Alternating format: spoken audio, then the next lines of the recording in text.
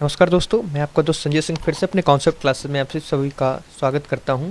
और आज हम लोग जो बात करने वाले हैं 23rd lecture of the ancient history by R S Sharma, in which we are talking about only crafts, commerce and urban growth, जो यानी कि हमारी 200 BC से 250 BC में AD में तक यानी कि जो भी हुआ, ठीक है, उसके बारे में हम लोग बात करेंगे। तो सबसे पहले जो हमारा स्केच है क्राफ्ट्स एंड क्राफ्ट्समैन के बारे में, तो चलिए बात करते हैं। Although a substantial number of the non-producing people concentrated in the cities, कहने का मतलब जो भी व्यक्ति थे, मतलब जो कुषाणा एज और यानी सातवाहना एज और जो यानी कि सका एज में अगर देखने को मिलता है, हमें क्या देखने को मिलता है कि जितने भी यानी कि जो नॉन प्रोड्यूसिंग पीपल थे, मतलब जो प्रोड्यूस नहीं करते थे, मतलब जो खेती नहीं करते थे, वो यानी कि सिटीज़ में रहा करते थे। और ये कब तक की बात है, हमारी 200 BC से 250 AD तक की। And the first Tamil states was most flourishing period in the history of the crafts and the craftsmen in ancient India। कहने का मतलब यहाँ पर ये है कि फर्स्ट तमिल जो यानी कि स्टेट्स है, जो यानी कि बहुत ही मोस्ट फ्लरिशिंग था in the history of the crafts and commerce में, जो एंशिएंट इंडिया की बात बताता है, ठीक है। Art and crafts in particular witnessed remarkable growth. कहने का मतलब यहाँ पर यह है किसी भी चीज़ की ग्रोथ के लिए आर्ट और यानी कि जो क्राफ्ट्स है, ये बहुत ही इंपॉर्टेंट होता है। जिन सभ्यता में, यानी कि जिन भी सिविलाइजेशन में ये चीज़ें अगर सामने निकल कर आई हैं, तो उनसे हमें ये पता चलता है कि उस वक्त की जो सभ्यता है वो ज़्यादा डेवलप थी, वहाँ के लोग ज़्यादा डेवलप थे, वो अच्छा सोचते थे। उनकी पेंटिंग से हमें पता चल जाता है कि आखिरकार उनकी इकोनॉमी कैसी रही होगी, उनका रहन सहन यानी कि बोल चाल किस टाइप की होगी। Definitely correct. Okay. We do not hear of so many kinds of the artisans in the earlier text as mentioned in the writings of the period। कहने का मतलब जितना हम लोग इस पीरियड के बारे में हम लोग देख रहे हैं कि यानी कि हमें बहुत सारे आर्टिसंस के बारे में देखने को मिलता है, लेकिन इससे पहले का जो यानी कि हमने बात करी उसमें इतना देखने को नहीं मिला है। एक बुक है यानी कि एक निकाय है जिसे दिग निकाय के नाम से जाना जाता है, जो रिलेट करता है प्री मौर्यन टाइम से, और उसमें यानी कि लगभग 2 दर्जन, ठीक है, 2 दर्जन के अराउंड यानी कि उसमें कुछ मेंशन किया गया है, यानी कि चीज़ें मेंशन की गई हैं प्री मौर्यन टाइम से पहले का, ठीक है। But the Mahavastu which relates this period catalogs 36 kinds of the workers living in the towns of the Rajgir and the list of not exhaustive. कहने का मतलब यहाँ पर यह है कि अगर यानी कि महावस्तु जो है रिलेट करता है कि इस पीरियड को, कैटलॉग जो यानी कि लगभग 36 काइंड्स ऑफ द यानी कि वर्कर्स जो लिविंग करते थे जो राजगीर टाउन था उसके अंतर्गत, ठीक है। And the list is not exhaustive. और ये जो लिस्ट थी यानी कि इतनी एग्जस्टिव नहीं थी जितना होना चाहिए, और यानी कि उनके नाम मेंशन तो मिलते हैं लेकिन बड़े तरीके पर नहीं मिलते हैं। बात करते हैं मिलिंदो पन्हो, ठीक है, जिसको यानी कि मैंने पहले भी बता रखा है, मिलिंद, जिसको मिनांडर था, जिसने यानी कि अपना नाम चेंज किया था मिलिंद, ठीक है। उसकी एक बुक है, उसके द्वारा जो रिटर्न की गई बुक है, उसमें यानी कि क्वेश्चन और आंसर्स लिखे हुए हैं, ठीक है। क्वेश्चन ऑफ द मिलिंद जो इनुमरेट करते हैं मैनी 75 ऑक्यूपेशन। कहने का मतलब यहाँ पर मैं सिंपल तरीके से बताऊँ, जो महावस्तु यानी कि बुक है, यानी कि महावस्तु है, उसमें यानी कि बताया गया है कि व्यक्ति जो थे उस वक्त यानी कि लगभग उसमें 26 काइंड्स के यानी कि उनके पास ऑक्यूपेशन हुआ करता था राजगीर के अंदर, जो यानी कि, लेकिन उनकी लिस्ट मेंशन नहीं की गई है। लेकिन मिलिंद पन्हो के अंदर देखा गया है, वो बताता है 75 ऑक्यूपेशन के बारे में, मतलब 75 टाइप यानी कि 75 प्रकार के, मतलब 75 प्रकार के यानी कि मतलब कार्यों के बारे में बताता है कि ये वक्त अगर चर्मकार है, दूसरा मोची है, तीसरा यानी कि लोहार है, तीसरा चौथा यानी कि स्वर्णकार है, 5वां किसान है, छठा यानी कि, मतलब इस तरीके से यार सबका काम बटा हुआ था, ठीक है। 60 of which are connected with various crafts. Simple है। A Tamil text known in the English as the Garland of the Madurai supplemented the information supplied by the 2 Buddhist texts on the crafts and the craftsmen।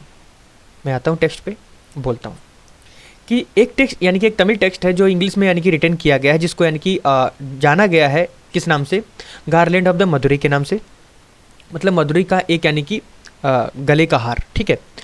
जो supplement करता है, information को बताता है, supply यानी कि दो बुद्धिस्ट टेक्स्ट है उनके बारे में, जिसमें यानी कि मेंशन किया गया है क्राफ्ट्स एंड द क्राफ्ट्समैन के बारे में।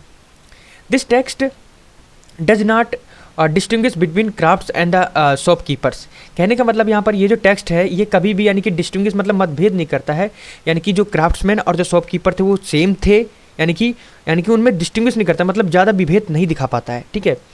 According to it many artisans work in their shops. इसके अनुसार कहा जाता है कि बहुत सारे यानी कि जो आर्टिसंस थे वो यानी कि कहने का मतलब यहाँ पर ये है, इसके अनुसार ये देखा गया कि बहुत सारे जो आर्टिसन थे अपनी यानी कि जो शॉप होती है उसमें कार्य किया करते थे, इंक्लूडिंग पेंटर्स भी होते थे उसमें, ठीक है, वीवर्स होते थे, क्लोथर्स होते थे, यानी कि फ्लरिस्ट होते थे और गोल्ड स्मिथ होते थे एंड कॉपर स्मिथ होते थे, ठीक है, ये सभी कार्य किया करते थे। Such artisans shopkeepers were found in both urban and the rural areas. इस टाइप के जितने भी प्रकार के जो मैंने अभी बताए आपको कि painters, weavers, clothiers, florists, goldsmith and the coppersmith, इस टाइप के जो भी यानी कि कार्य थे वो ऐसा नहीं था कि खाली वो अर्बन एरिया में दिखाई पड़ रहे हो, वो ग्रामीण स्तर पर भी दिखाई पड़ रहे थे, ठीक है। बात करते हैं आगे। But the literary text shopkeeper were found in both urban and the rural areas. कहने का मतलब जो लिटरेरी टेक्स्ट से बताते हैं कि यानी मैंने अभी जो बताया दोनों में जगह पाया जा रहा था, ठीक है। But the literary text craftsmen are mostly associated with the towns. कहने का मतलब जो क्राफ्ट्समैन थे, मतलब यानी कि जो क्राफ्ट्समैन आदमी जो क्राफ्ट्स का जो काम करते थे वो मोस्टली यानी कि किससे, यानी कि टाउन से बिलोंग करते थे, उसी में यानी कि रहते थे वो, ठीक है। Some excavations indicated that they also inhabitated village. कुछ यानी कि टेक्स्ट जो हैं बताते हैं कि कुछ लोग जो थे यानी कि काम ये करते थे लेकिन वो गांव में भी रहा करते थे। तो ऐसा होता नहीं कि बहुत सारे यानी कि ग्रामीण स्तर से लोग निकल के जाते हैं शहरों में जाकर आज भी जॉब कर लेते हैं, लेकिन होते कहाँ हैं एक्चुअल में, गाँव के ही तो होते हैं, ठीक है। In a village settlements in Karimnagar in Telangana carpenters, blacksmith, goldsmith, potters like lived in the separate quarters and the agriculture or other laborers lived in one। कहने का मतलब यहाँ पर at one, ये सभी यानी कि अपने क्वार्टर्स में रहते थे, यानी कि और जो एग्रीकल्चरर होते थे, ठीक है, उनको सेपरेट किया जाता था अलग क्वार्टर में यानी कि लेबरर के साथ, ठीक है। 8 क्राफ्ट्स वर एसोसिएटेड। 8 प्रकार के जो क्राफ्ट्स थे उनको एसोसिएट किया गया था विद वर्किंग यानी कि गोल्ड के साथ, सिल्वर के साथ, लेड के साथ, टिन के साथ, कॉपर के साथ, brass, iron and the precious stone, जिसको हम लोग ज्वेलर्स यानी कि ज्वेल्स भी बोलते हैं। मैंने कहने का मतलब यानी कि 8 प्रकार के जो क्राफ्ट्स थे उनको यानी कि क्लासीफाइड किया गया था, एसोसिएट किया गया था किसके साथ। पहला जो गोल्ड था, दूसरा सिल्वर, लेड, फिर उसके बाद टिन, कॉपर, फिर ब्रास, फिर उसके बाद हमारा आ जाता है आयरन और उसके बाद हमारा प्रीशियस स्टोन, ठीक है। वेरियस टाइप्स ऑफ क्राफ्ट्स, बहुत ही अलग अलग प्रकार के मतलब अलग अलग मतलब और भी टाइप के जो क्राफ्ट्स थे उनको एसोसिएट किया गया विद द ब्रास यानी कि ब्रास के साथ। Zinc, antimony and red arsenic are also mention. लाल जो आर्सेनिक था उसको भी यानी कि मेंशन किया गया था इसके अंदर, ठीक है। This indicate great advance and specialisation in mining and metallurgy. कहने का मतलब यहाँ पर है ये जो इंडिकेट करता था यानी कि ग्रेट एडवांसेस को, ठीक है, स्पेशलाइजेशन इन माइनिंग में एंड मेटलर्जी के अंदर, ठीक है। Technological knowledge about the iron work had made great progress and iron artefacts have been discovered in large number of the Kushan and the Satavahana layers at the सुंदरी excavated sites. कहने का मतलब यहाँ पर ये है जो यानी कि टेक्नोलॉजिकल नॉलेज यानी कि टेक्निकल नॉलेज मतलब यानी कि टेक्निकल में अगर बोलूँ तो प्रौद्योगिकी ज्ञान जो लोगों के पास होता था, ठीक है। तो टेक्निकल नॉलेज जो किसके बारे में, आयरन के बारे में, जो यानी कि लोग काम करते थे यानी कि अच्छा प्रोग्रेस करने के लिए आयरन में, ठीक है, उसके आर्टिफैक्ट्स तैयार करते थे, ठीक है। Have been discovered large number of यानी कि कुषाणा एज में देखा गया कि इस टाइप की यानी कि वहाँ पर से लेयर्स मिली हैं जो खोद कर निकाली गई हैं, ठीक है, कुषाणा और सातवाहना में। तो पता चलता है कि लोग यानी कि उनके पास टेक्नोलॉजी का भी ज्ञान था, मतलब कहने का मतलब एक्सकेवेटेड साइट से बहुत सारी चीज़ें निकाली गई हैं, तो उससे अब पता चलता है कि हाँ उस वक्त के लोग जो थे उनमें यानी कि टेक्नोलॉजी का बहुत ज्ञान था। क्योंकि जैसे आज हम लोग मर जाएं तो हमारे साथ में क्या, हमारा जब खुदाई किया जाएगा तो हमारे साथ में ट्रैक्टर भी निकलेगा, हमारा प्लेन भी निकलेगा, हमारा कार भी निकलेगा, हमारा लैपटॉप भी निकलेगा, हमारा पेन भी निकलेगा। और तो इससे ये पता चलेगा आने वाली जनरेशन क्योंकि क्या हाँ हम जो इस वक्त के लोग थे वो बहुत ही टेक्नोलॉजी में आगे थे, ठीक है। The Telangana region of the Andhra seems to have have been the richest in respect. कहने का मतलब in this respect and the addition weapons balance roads socked axes and hoes sickles ploughshare and razors and ladles have been discovered in the Karimnagar and the Nalgonda districts of this region। कहने का मतलब यहाँ पर ये है कि जो तेलंगाना है, जो आंध्र प्रदेश का रीजन है, वहाँ वो सबसे ज़्यादा यानी कि एक रिचेस्ट यानी कि इन चीज़ों में निकल कर आया था। एक बहुत ही बड़ा रिस्पेक्टफुल यानी कि स्थान निकला, जिसमें बहुत सारे वीपन्स मिले, ठीक है, बैलेंस रोड मिले, किस तरीके से रोड बनाया जाएगा, ठीक है, सॉकेट्स यानी कि सॉकेट्स मिले थे उन्हें, सॉकेट एक्सेस मिली थी, ठीक है, यानी कि होज देखने को मिले, सीकल्स मिले यानी कि खेती करने के लिए प्लोज मिले, ठीक है, रेजर मिली, ठीक है, लेडल्स मिले, बहुत सारी चीज़ें यानी कि करीमनगर में जब उन्हें यानी कि बहुत सारी चीज़ों को जब यानी कि एक्सकेवेट किया गया, डिस्कवर किया गया, तो ये सब वहाँ पर यानी कि जो करीमनगर एंड द नालगोंडा यानी कि डिस्ट्रिक्ट्स हैं जो इस पर्टिकुलर तेलंगाना रीजन की, वहाँ पर ये चीज़ें देखने को मिलती हैं। Okay, Indian iron and steel, including the cutlery, were exported to the Abyssinian ports, and they enjoyed great prestige in the Western Asia। So कहने का मतलब यहाँ पर ये है कि कि इंडियन आयरन यानी कि इंडिया का जो आयरन स्टील, ठीक है, इंक्लूडिंग जो हमारी कटलरीज थी जो एक्सपोर्ट की जाती थी, ठीक है, टू द यानी कि एबिसियन पोर्ट्स से, ये मतलब हम उन चीज़ों का यानी कि वेस्टर्न एशिया में क्या होता था, उनका लोग यानी कि भरपूर लाभ उठा सकते थे। कहने का मतलब यहाँ पर ये है, ठीक है। ओके, कमाते हैं आगे।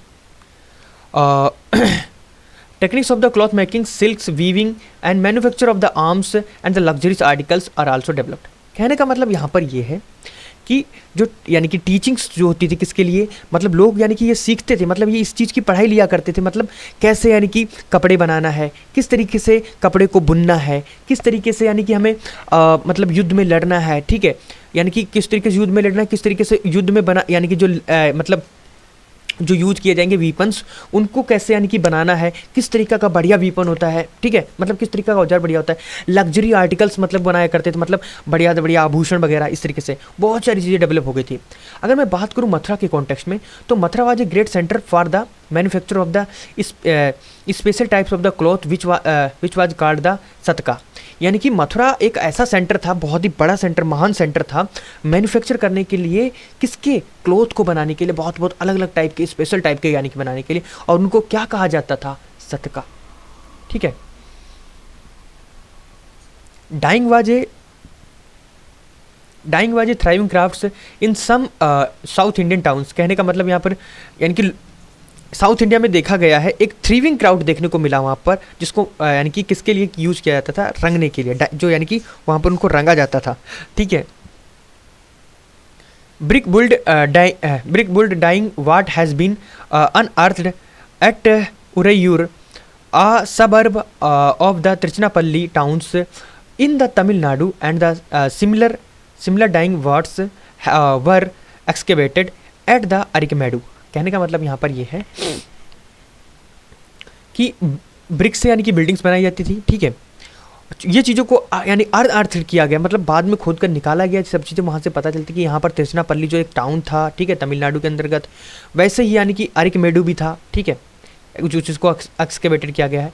These structures related to the first third centuries. इन सभी स्ट्रक्चर्स को यानी कि फर्स्ट थर्ड सेंचुरी से यानी कि क्या मतलब तब एक्सकेवेट किया गया है, मतलब तब देखने को मिला है ये। when handloom textile industry in these towns flourished। कहने का मतलब ये कब यानी कि कहने का मतलब यहाँ पर ये जो स्ट्रक्चर जो रिलेट करते हैं कब यानी कि थर्ड सेंचुरी के अराउंड, और ये कब का है, वहाँ यानी कि जो हैंडलूम यानी कि टेक्सटाइल इंडस्ट्री थी वो यानी कि फ्लरिश हुई थी वहाँ पर, ठीक है। The manufacture of the oil increase because the use of the oil wheel. यानी कि ऑयल चक्कर का ज़्यादा से ज़्यादा यूज कर रहे थे, इसीलिए ऑयल को बनाना पड़ रहा था, तो मतलब मैन्युफैक्चर कर रहे थे ऑयल को। The inscriptions of the period mention weavers, goldsmiths, dyers, worker in the metal and ivory, jewellers, sculptors, fisherman, smiths and the perfumers and the constructors of the caves and also donors of the pillars, tablets and the cisterns इटिस्ट्रा। कहने का मतलब यहाँ to the Buddhist monk, कहने का मतलब यहाँ पर ये है कि जो इंस्क्रिप्शंस यानी कि इस दिस पीरियड की मिली हैं, जो मेंशन करती हैं वीवर्स के बारे में, गोल्ड स्मिथ के बारे में, डायर्स में जो रंगाई करते थे, यानी कहते हैं ना रंगरेज, तो उनको जो डायर करते हैं उनको रंगरेज बोलते हैं। वर्कर जो काम करते थे इन द मेटल यानी कि काम के लिए, यानी कि मेटल के लिए। आइवोरी ज्वेलर्स हुआ करते थे, स्कल्पचर्स हुआ करते थे। फिशरमैन मतलब वो जो यानी कि मछली पकड़ते थे। स्मिथ्स हुआ करते थे जिनको यानी कि गोल्ड स्मिथ या कॉपर स्मिथ यानी कि जो धातु से रिलेटेड काम करे, ठीक है, उसको स्मिथ बोलेंगे। परफ्यूमर्स जो यानी कि मतलब यानी कि सेंट वगैरह नहीं है उनको बनाने, मतलब इत्र बनाया करते थे। As a constructor of the caves, और जो केव को यानी कि बनाया करते थे। Also a donor of the pillars, जो पिलर को यानी कि लेकर आए, टैबलेट्स को बताया, सिस्टन्स को टू द बुद्धिस्ट मॉन्क के लिए। This suggest that, wait for a second.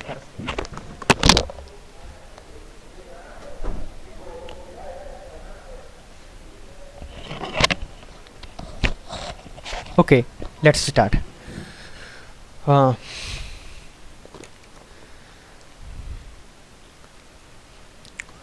Of the handicrafts meant for manufacturing luxury articles, ivory works, glass manufacture and the bed cutting may have been mentioned। कहने का मतलब यहाँ पर ये है कि हैंडीक्राफ्ट जो हाथों से यानी कि चीज़ें बनाई जाती थी फॉर मैन्युफैक्चरिंग लग्जरी आर्टिकल्स, वो यानी कि लग्जरी आर्टिकल्स मतलब बहुत सारी चीज़ें बनाई जाती थी। हमारी इंडिया में पहले क्या था भैया, कोई इंडस्ट्री तो थी नहीं, मतलब इंडस्ट्री बनाई जाती थी लेकिन क्या होता, सब कुछ हाथों से चलता था, मशीनें कुछ थी नहीं, मतलब जो ऑटोमेटिक चल सके, सब कुछ हाथों से होता था। तो ये सब चीज़ें क्या थी, जितनी भी हमें बढ़िया से बढ़िया चीज़ें बन रही हैं सब हैंडीक्राफ्ट ही तो था, मतलब हाथों से तो बनता था। Okay, ivory works, glass manufacture and bead cutting, ठीक है, bead cutting, they are mention, ठीक है। The seal industry was thriving. Many products of the crafts have been found. यानी कि बहुत सारे प्रोडक्ट्स हैं जिनको यानी कि फाउंड किया गया है as a result of the digging in the Kushan complexes. Indian ivories have been found, Indian की जो आइवरीज हैं फाउंड की गई हैं यानी कि अफगानिस्तान एंड द रोम में, क्योंकि भैया जाहिर सी बात है हमारा अफगानिस्तान से और रोम से यानी कि हमारा क्या होता था, ट्रेड हुआ करता था। They are linked to ivory objects found in excavation Satavahana sites in the Deccan. कहने का मतलब यहाँ पर ये है कि जो लिंक्ड इन आइवरी ऑब्जेक्ट्स हैं उनको फाउंड किया गया है, ठीक है, excavation at the Satavahana sites में इन द डेकन में।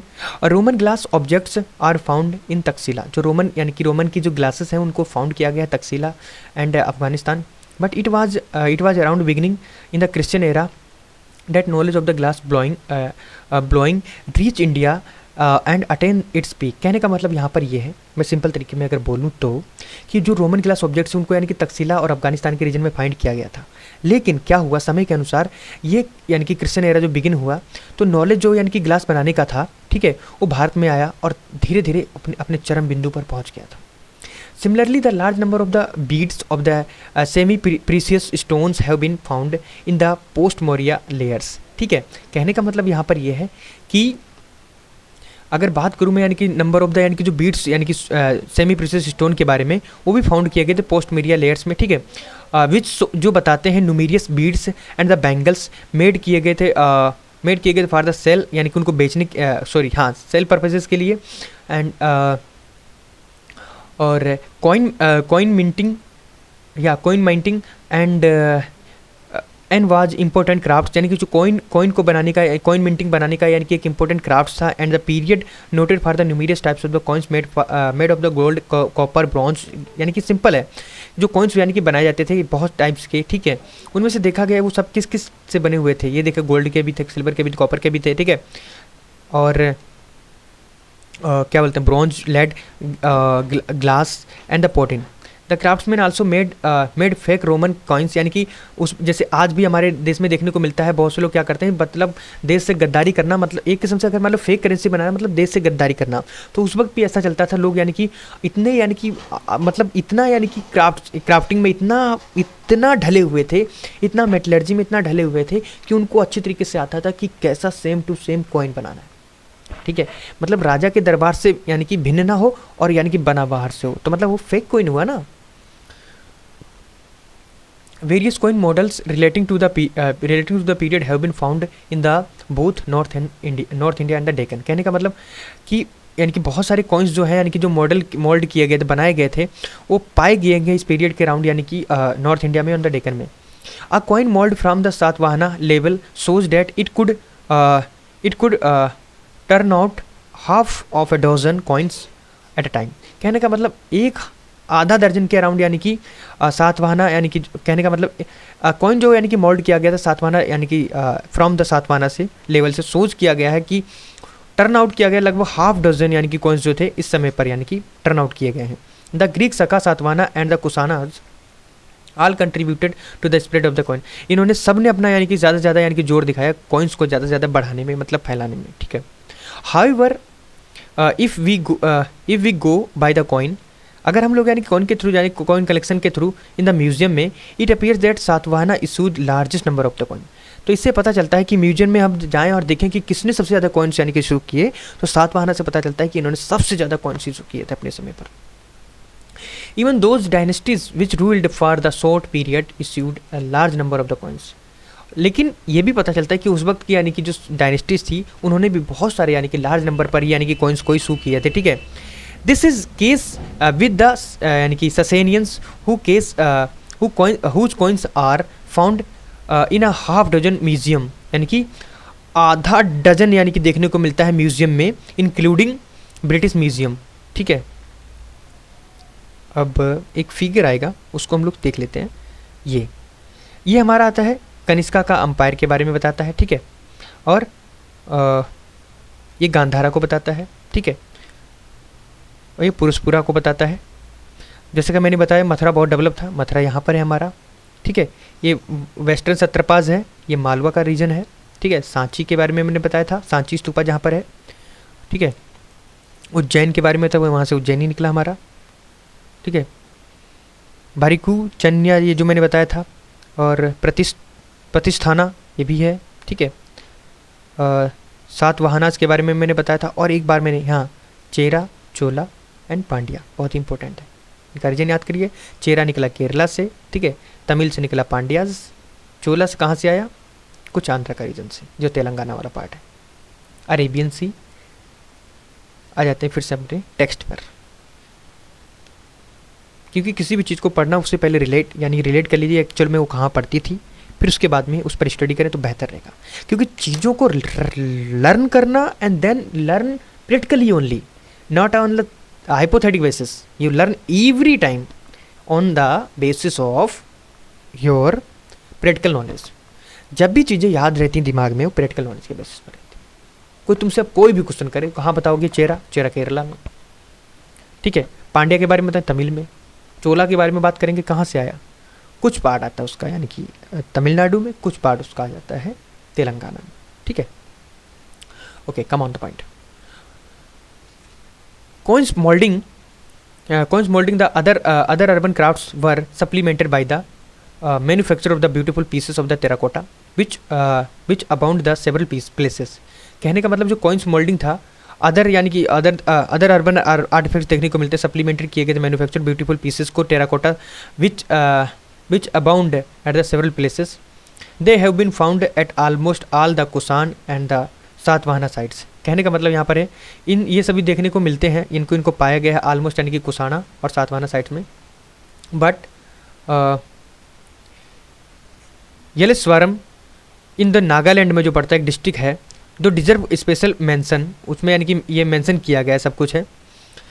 देर are the largest number of the terracotta and mould in which they were manufactured have been excavated. कहने का मतलब ये सभी यानी कि largest number of the terracotta यानी कि मोल्ड्स देखने को मिले हैं, जिनको यानी कि मैन्युफैक्चर किया गया था, जो एक्सकेवेट किया गया, वहाँ से मैंने जहाँ बताया भी। Terracotta and their mould also found at the Kondapur, ठीक है। यानी कि जो टेराकोटा थे और उसके जो मोल्ड्स हैं, यानी कि टेराकोटा फिगर, उनको जो मोल्ड करने के लिए, उनको जो यानी कि फिगराइज करने के लिए जो यानी कि मोल्ड यूज किए जाते हैं, तो वो यानी कि कोंडपुर जो यानी कि लोकेटेड है हैदराबाद से 65 किलोमीटर, ठीक है, वहाँ पर देखे गए हैं। Terracotta were issued largely by the upper classes in the towns. कहने का मतलब जो टेराकोटा फिगर्स थे, टेराकोटा जो यूज किए गए थे, उनको लार्ज नंबर पर इशू किए गए थे अपर क्लासेस, जो बड़ी क्लास यानी कि उच्च वर्ण के लोग होते थे उनके द्वारा। It is significant that the decline. It is significant that decline of the towns in the Gupta and especially in the post-Gupta period, such terracotta virtually went out of the fashion. कहने का मतलब यहाँ पर ये देखा गया है कि जो डिक्लाइन हुआ यानी कि टाउन्स का इन द गुप्ता एज में, स्पेशली देखा गया in the post Gupta period the terracotta virtually went out, यानी कि उनका फैशन जो है वेंट आउट हो गया था। अब बात करते हैं आर्टिसंस या आर्टिसंस वर ऑर्गेनाइज इनटू गिल्ड, यानी कि जो आर्टिसंस होता था उनको ऑर्गेनाइज फॉर्म में रहना पड़ता था, एक गिल्ड बनाकर रहते थे वो लोग। वर कार्ड, जिनको हम लोग कहते थे क्या क्या कहते थे, श्रेनिस, ठीक है। इन द सेकेंड सेंचुरी, यानी कि सेकेंड जो दूसरी शताब्दी थी उसमें एडी के अराउंड जो देखने को मिला यानी कि Maharashtra lay devotees of Buddhism deposit money, वो अपनी मनी डिपॉजिट करते with the guilds of the potters, oil man and the weavers to provide monks with the robes and the other necessities.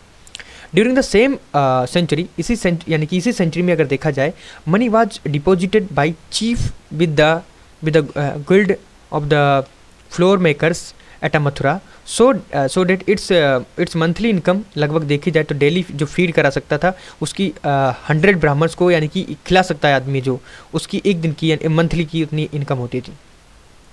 Okay, on the basis of the different text can be say the artisans of this period were organized into at least 2 dozen guild। कहने का मतलब यहाँ पर ये है कि अगर इसके बेसिस पर कहा जाए, टेक्स्ट के बेसिस पर, तो हम कह सकते हैं जो आर्टिसंस इस पीरियड के थे उनको ऑर्गेनाइज किया गया था लीस्ट 2 डजन के अंदर, यानी कि 2 दर्जन की जो गिल्ड बनाई गई थी उसके अंदर, यानी कि इनको क्लासीफाइड किया गया था।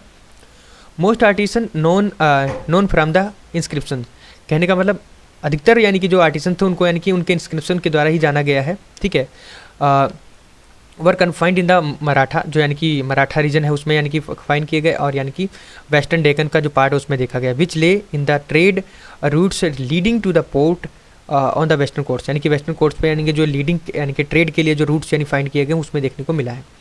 टाइप्स ऑफ मर्चेंट की बात करेंगे तो गार्लैंड ऑफ द मदुरई, जो यानी कि जिसका मैंने बताया था मदुरई का यानी कि एक गले का हार, calls the street of broad rivers of the people who buy and sell in the market। कहने का मतलब जो यानी कि एक स्ट्रीट कही जाती थी गार्लैंड ऑफ मदुरई, जहाँ पर लोग क्या करते थे, चीज़ों को बेचा और ख़रीदा करते थे। The importance of the shopkeeper is indicated by the repetition of the apana in the description of the city of Sakala. कहने का मतलब यहाँ पर है एक इम्पोर्टेंस देखने को मिलता है सिटी यानी कि शॉपकीपर्स का, जो इंडिकेट करता है रिपीटिशन ऑफ द टर्म्स का in the description of the city of the Sakala. It shows it shops okay its shops appear as filled with various types of the clothes made in Kasi, Kotumbra and the elsewhere. Many artisans merchants were organized into guild called Sreni and Ayatana.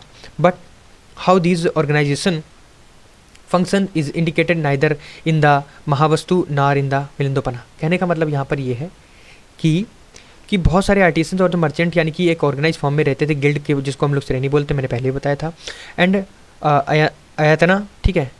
But अगर उसमें देखा जाए how organisation function, ये सारी organisation कैसे function यानी कि कार्य कैसे करती थी, जो इंडिकेट नाइदर इन जो उनके बारे में ना तो मिलिंदोपन्हों में बताया गया है और ना ही महावस्तु में बताया गया है। Both merchant and the craftsman were divided into high low middle ranks. कहने का मतलब यहाँ पर यह है कि जो यानी कि मर्चेंट और यानी कि जो ट्रेडर्स हुआ मर्चेंट एंड जो क्राफ्ट्समैन थे उनको यानी कि एक कैटेगरी में डिवाइड किया गया था, पहला लो, फिर उससे ऊपर मिडिल, फिर उससे ऊपर high. The Buddhist text mention the shreshthi who was the chief merchant of nigama. कहने का मतलब यहाँ पर यह है कि जो बुद्धिस्ट टेक्स्ट हैं वो बताते हैं किसके बारे में, श्रेष्ठी के बारे में, जो यानी कि ये बताता है चीफ यानी कि चीफ मर्चेंट ऑफ यानी कि निगमा, द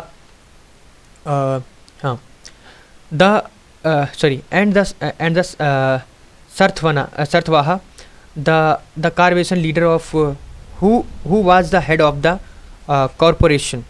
कहने का मतलब यहाँ पर यानी कि जो यानी कार्पोरेशन लीडर हुआ करता था, यानी कि हेड हुआ करता था कॉरपोरेशन का, ऑफ द मर्चेंट का, ठीक है। It also speaks of nearly half of the dozen, यानी कि ये वो भी बताता है कि हाफ डजन के अराउंड यानी कि देखने को मिलता है। पेटी मर्चेंट कॉल्ड वनीजा, यानी जो पेटी मर्चेंट होते थे उनको वनीजा भी कहा जाता था।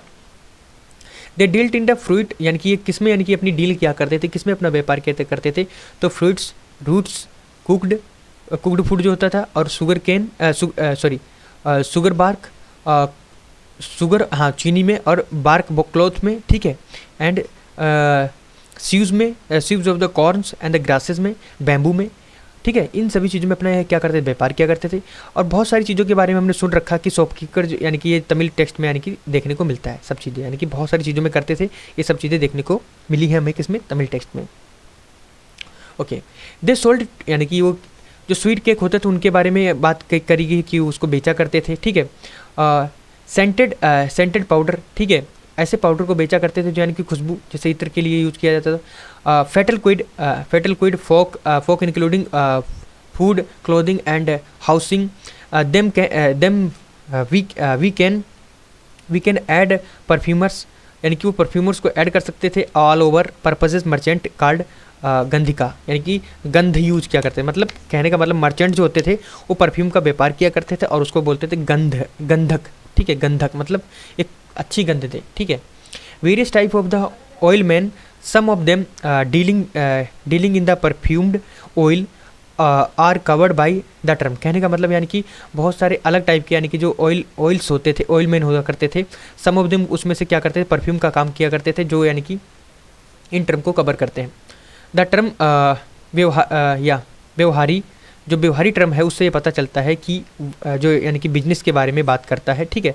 और उसको यूज किया जाता था यानी कि ट्रेडर पर्पजेज़ के लिए, जो यानी कि मिसिंग किया गया है, ठीक है। The term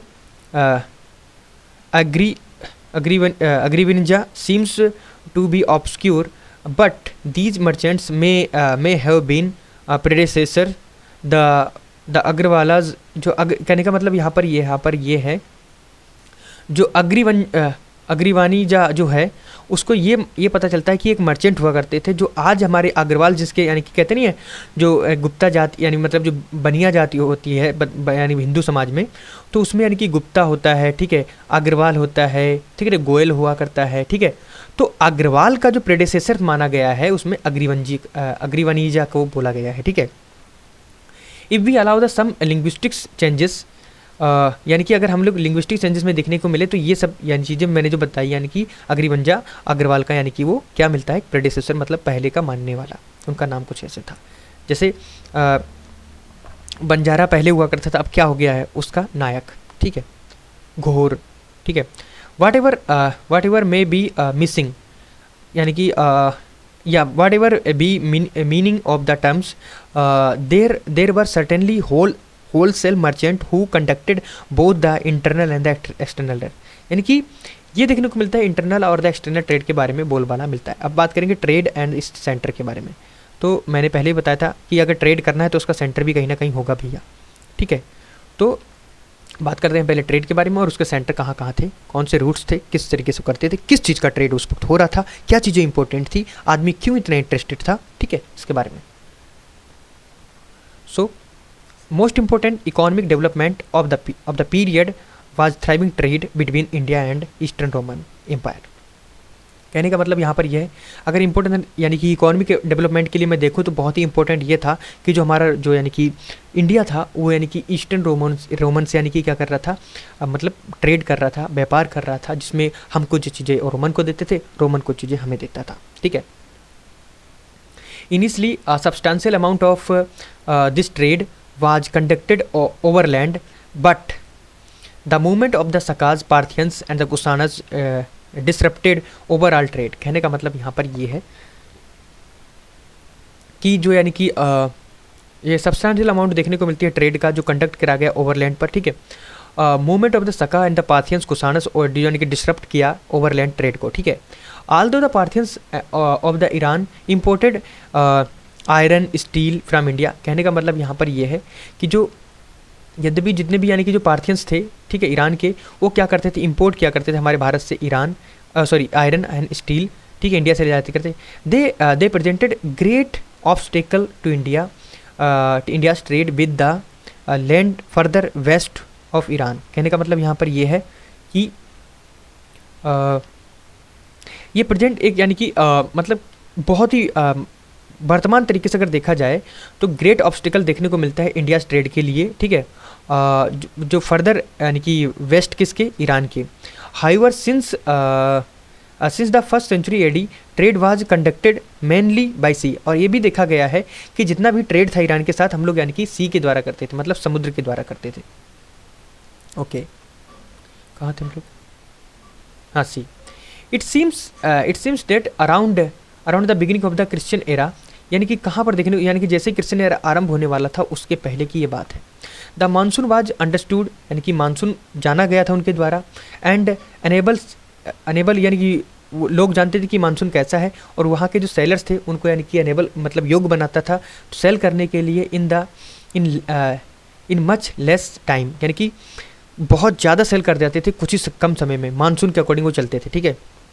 directly from the eastern coast, यानी कि जैसा ही ईस्टर्न कोस्ट की अगर बात करें अरेबियन सी का, ठीक है, Arabian sea, the western coast and the easily call the various ports along the routes such as Broch and the Sopara, situated on the western coast of the India, Arikmedu and the Tamralipti situated on the eastern coast of India. मतलब ये सभी जो coasters के बारे में मैं बता रहा हूँ, ये सभी यानी कि एक ट्रेड का सेंटर हुआ करते थे जहाँ पर यानी कि व्यापार हुआ करता था। Of all these ports Broach seems to have been most important, यानी कि प्रोस्परस जगह थी, इम्पोर्टेंट भी थी, प्रोस्परस भी थे। To it were brought not only commodities produced in the Satavahana kingdom, यानी कि कहने का मतलब यानी कि प्रोड्यूस देखने को मिलता है सातवाहना किंगडम में, but also good produce in सका, यानी कि सका में ये भी देखने को मिलता है ज़्यादा ज़्यादा गुड्स ज़्यादा प्रोड्यूस होता था कुषाण पीरियड में, जो उनका किंगडम्स था उसमें। The Saka and the Kushan used to routes from the north western frontier to the western sea coast. कहने का मतलब यहाँ पर है सका और जो कुषाण थे यानी कि वो यूज क्या करते थे रूट्स, ठीक है, नॉर्थ वेस्टर्न फ्रंटियर टू यानी कि वेस्ट सी कोस्ट के लिए। Okay, both these routes converged at Taxila, और ये जितने भी दोनों रूट्स थे आकर यानी कि तकसीला पर कन्वर्ज हो जाते थे, मतलब इधर से आया और इधर से आया, दोनों आकर तकसीला पे कन्वर्ज हो जाते, एक जगह मिल जाते थे। And were connected with the silk route, और वहाँ से सिल्क रूट को यानी कि कनेक्टेड हो जाते थे थ्रू द सेंट्रल एशिया, जो सेंट्रल एशिया से पास होकर जाता था। फर्स्ट रूट जो था डायरेक्टली रन फ्रॉम द यानी कि नॉर्थ साउथ से यानी कि लिंकेज होता हुआ यानी कि तकसीला से लिंकेज होता हुआ विद यानी कि लोअर इंडस बेसिन होते हुए, ठीक है, फ्रॉम द पास्ट यानी कि